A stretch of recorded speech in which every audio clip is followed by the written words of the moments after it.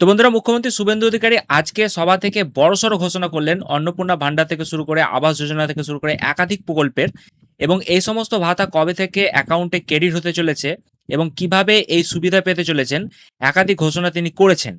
তো বিস্তারিত পূর্ণাঙ্গ বিশ্লেষণ আজকে এই ভিডিওতে করব এবং তিনি কি জানিয়েছেন সম্পূর্ণ জানার জন্য চ্যানেলটি সাবস্ক্রাইব করবেন এবং পাশে থাকা বেল বাটনটি ক্লিক করে দিতে আপনারা ভুলবেন না। যে আজকে যে বিগত দিনের লক্ষ্মীর ভান্ডার, সেখানে লক্ষ লক্ষ এমন অ্যাকাউন্ট পাওয়া গেছে যারা লক্ষ্মীর ভান্ডার পাওয়ার যোগ্য নয়, অর্থাৎ ভোটার তালিকা থেকে তাদের নাম বাদ গেছে। কেউ মৃত, কেউ অভারতীয়, কেউ এলাকায় থাকেন না। তাদের এমনকি অবাক হয়ে যাবেন, কয়েক লক্ষ পুরুষের অ্যাকাউন্টে লক্ষ্মীর ভান্ডারের টাকা ঢুকিয়েছে এরা। এটা সরকারি টাকা। প্রাপকদের কাছে, যোগ্য প্রাপকদের চিহ্নিত করে তাদের হাতে কর্মসূচি পৌঁছে দেওয়ার ইচ্ছাই যিনি নিজেকে প্রধানমন্ত্রী বলেন না, প্রধান সেবক বলেন নরেন্দ্র মোদীজির, আর তার অনুপ্রেরণায় মার্গদর্শনে এই রাজ্যে যে ডবল ইঞ্জিন সরকার তৈরি হয়েছে, সেই সরকারও এই নীতিতে বিশ্বাস করে যে মানুষটির প্রকৃত প্রয়োজন তাকে পৌঁছে দেওয়ার দায়িত্বটা সরকারের। তাই আমরা আরো অবাক হয়ে যাবেন, যেখানেই আমরা হাত দিচ্ছি বিগত সরকারের দুর্নীতি, স্বেচ্ছাচারিতা এবং সরকারি টাকা কিভাবে এরা লুট করেছে, আপনি ভাবলেও অবাক হয়ে যাবেন। পুরুষদেরকে বিধবা ভাতা দিয়েছে। মুর্শিদাবাদ জেলার ডোমকলে একটি ব্লকে ৩,৫০০ ফেক অ্যাকাউন্ট বেরিয়েছে, যেখানে মাইনরিটি স্কলারশিপের টাকা ঢোকানো হয়েছে। তাই আপনারা, আমি আশা করব, জনগণ চান প্রকৃত মানুষের হাতে অর্থ আসুক, সামাজিক প্রকল্পের সুযোগ তারা পান। তাই এই সরকারের উষা লগ্নে শুরুতে আপনারা আমাদেরকে সহযোগিতা করুন, আমরা আপনাদের সহযোগিতা করব। প্রয়োজন হলে বাড়িতে পাঠাবো আমরা মানুষ, আমাদের কর্মচারীদের, সহযোগী কর্মচারীদের, যাতে আমরা পোর্টালে আপলোড করা, ফর্ম নথিভুক্তকরণ করা, এটা ঠিকঠাকভাবে হয়। আপনারা সবাই রাষ্ট্রবাদী জনগণ। আপনারা চাইবেন না যে বাংলাদেশ থেকে আসা অবৈধ অনুপ্রবেশকারী তিনি অন্নপূর্ণা যোজনা পান, বার্ধক্য বিধবা ভাতা পান। আপনি চাইবেন না, কারণ এটার অধিকার কেবলমাত্র ভারতীয় নাগরিকদের রয়েছে। আপনি চাইবেন না যারা ভ্যাকসিনেশন করে না নিজের বাচ্চাদের, বলে ভ্যাকসিনেশন করলে নাকি জন্ম নিয়ন্ত্রণ হয়ে যায়, তারা কেন সরকারি সুযোগ সুবিধা পাবে? যারা সরকারি স্কুলে বাচ্চাদেরকে ভর্তি করেন না, সরকার অনুমোদিত স্কুলে বাচ্চাদের ভর্তি করেন না, যারা এমন জায়গায় বাচ্চাদেরকে ভর্তি করান যেখানে তাদেরকে এমন শিক্ষায় শিক্ষিত করা হয় যেখানে বন্দে মাতরম গাইতে বা জাতীয় সঙ্গীত গাইতে তাদের অসুবিধা হয়, তারা কেন সরকারি সুযোগ সুবিধা পাবে? তাই আমাদের যে ফর্ম, আমাদের যে ব্যবস্থা, তাতে আমরা একবারই চাইব, এবং এই স্বচ্ছতার সঙ্গে যে তালিকা হবে, এই তালিকাতে আপনাদের যা যা প্রয়োজন এই ডবল ইঞ্জিন সরকার তাই তাই পৌঁছে দেবে। যেখানে দুর্নীতি থাকবে না, মধ্যস্বত্বভোগী থাকবে না, আপনারা প্রতারিত হবেন না, আপনারা একজন এই রাজ্যের নাগরিক হিসেবে আপনার অধিকার আপনি পাবেন। আমি আপনাদের এই কথাগুলো বললাম, সাথে সাথে আমাদের এই সরকারের 5 সপ্তাহের মধ্যে আমরা অনেক গুরুত্বপূর্ণ কাজ শুরু করেছি, সিদ্ধান্ত নিয়েছি। আমরা দেশকে সুরক্ষিত করার জন্য সীমান্তের জমি বিএসএফ কে হস্তান্তর করা, জনগণনার কাজ শুরু করানো, বিএনএস এর আওতায় আইনের শাসন প্রতিষ্ঠিত করা, দুর্নীতিগ্রস্ত এবং অত্যাচারীদের বিরুদ্ধে কঠোর আইনি ব্যবস্থা করা, শাসকের আইন নয় আইনের শাসন প্রতিষ্ঠা করা, এটা আমাদের লক্ষ্য।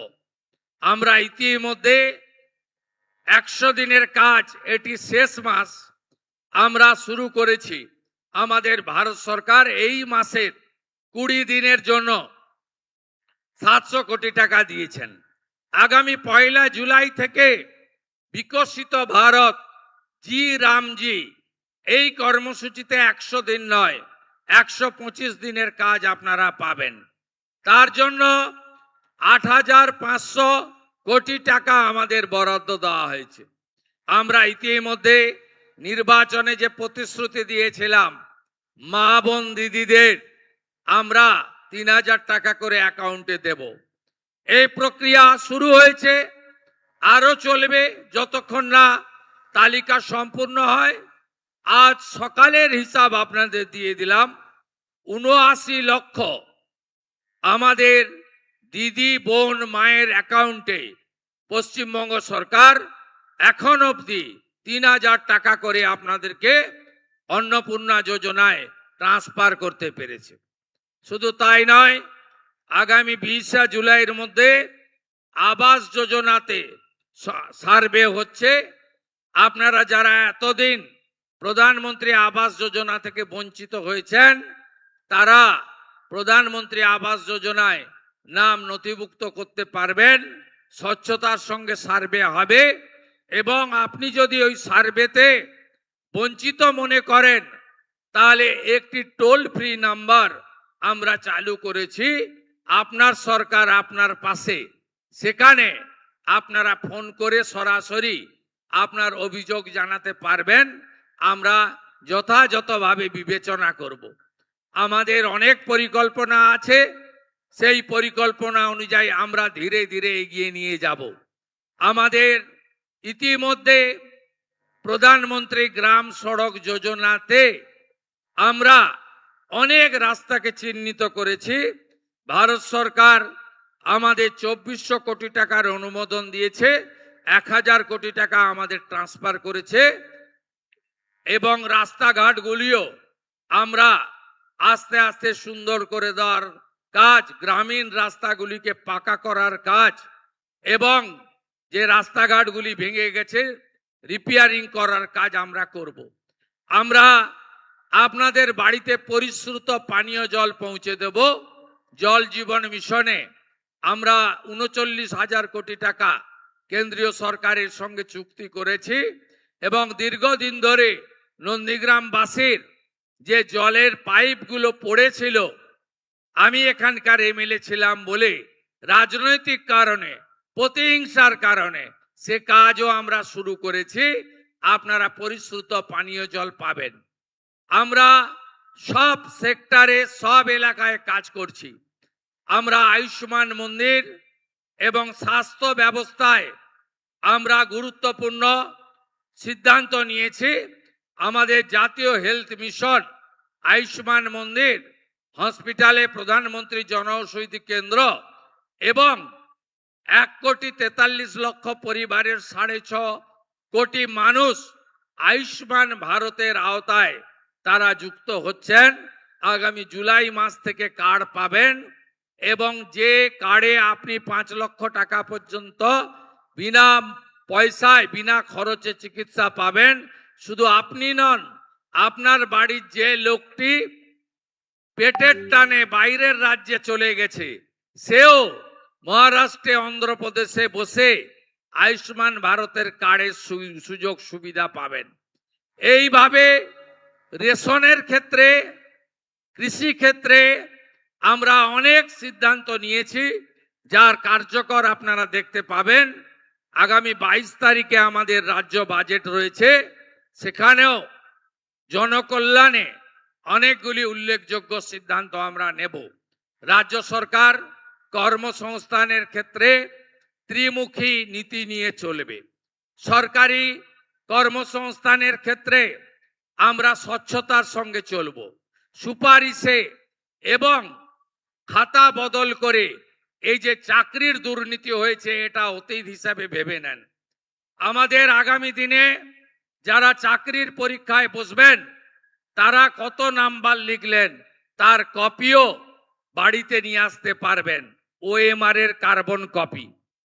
আগে মৌখিক পরীক্ষায় বেশি নম্বর ছিল, আমরা মৌখিকের নাম্বারও কমিয়ে দেব, একাডেমিকের নাম্বারও বিবেচনায় আনব এবং আজকে এসসি এসটি, প্রকৃত ওবিসি এবং ইডাব্লিউএস বা দিব্যাঙ্গ যারা বঞ্চিত হয়েছেন আগের সরকারের আমলে, আমরা 100 রোস্টার মেনে তফসিলি জাতি উপজাতি, আমাদের প্রকৃত ওবিসি, দিব্যাঙ্গজন এবং অর্থনৈতিকভাবে উইকার যারা ইডাব্লিউএস তাদের সংরক্ষণও যথাযথভাবে দেব কর্মসংস্থানের ক্ষেত্রে।